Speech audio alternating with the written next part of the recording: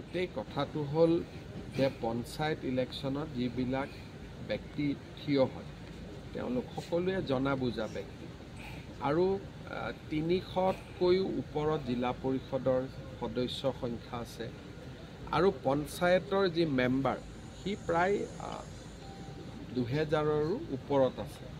তাততো বিশেষ কোনো সাংঘাতিক উইড্ৰল হোৱা নাই যে এনেকুৱা যে গোটেই সমষ্টিবিলাকতে উইড্ৰল হৈ গৈছে, তেনেকুৱাতো হোৱা নাই। আৰু মেম্বাৰতো এইবাৰ আটাইতকৈ হায়েষ্ট মানুহে ইলেকশ্যন খেলিছে।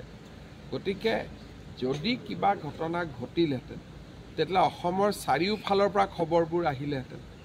গতিকে এটা কংগ্ৰেছে কৈ আছে, কিন্তু স্থানীয় কোনো খবৰ মই বাতৰি কাকততো দেখা নাই, টিভিতো দেখা নাই যে কিবা জোৰ জবস্তি হৈছে আৰু ৰাভা আচঙো হৈ গ'ল, ক'তোতো বিক্ষিপ্ত ঘটনা নাই।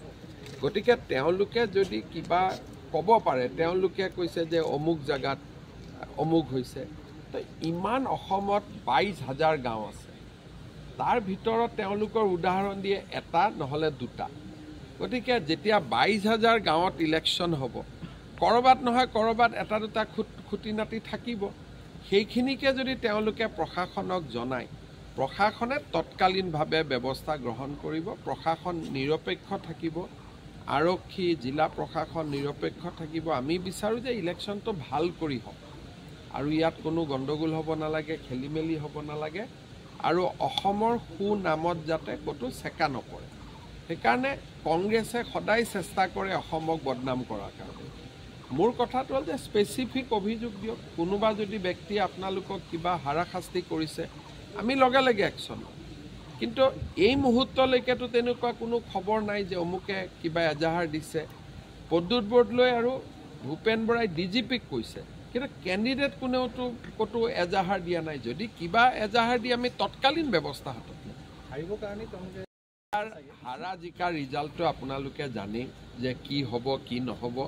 গতিকে তাত বহুত গৈ লাভ নাই। মইতো বিচাৰোঁ যে তেওঁলোকে একত্ৰিত হৈ নিৰ্বাচনটো ভালকৈ খেলক। প্ৰতিদ্বন্দ্বিতা হ'লে আমিও গম পাম বিধানসভা ইলেকশ্যনৰ আগত যে আমি ক'ত থিয় হৈ আছোঁ।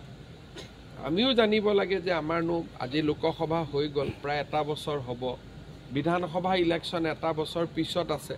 গতিকে বিজেপিয়ে বিচাৰে যে পঞ্চায়ত ইলেকশ্যনটো এনেকৈ হওক যাতে আমিও মানুহৰ মনৰ এটা কিনো চিন্তাধাৰা তাক আমি বুজি পাওঁ আৰু আমি তেনেকৈ আগবাঢ়ি গৈছোঁ। There is some discussion basically on the official language front. Some documents, some discussion has to be taken place with Karbi Sahitya Sabha and all. So that is pending. I think once I'll meet them tomorrow. So we'll be able to discuss with them. Whatever you have got under 244A, we have given everything. Right from budget preparation, everything we have given. Now, state government has nothing in my hand.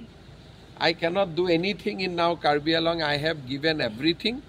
So, there is nothing I can do now.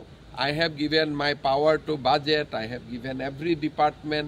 I have given everything to Karbi Anglong. But sir, when it comes to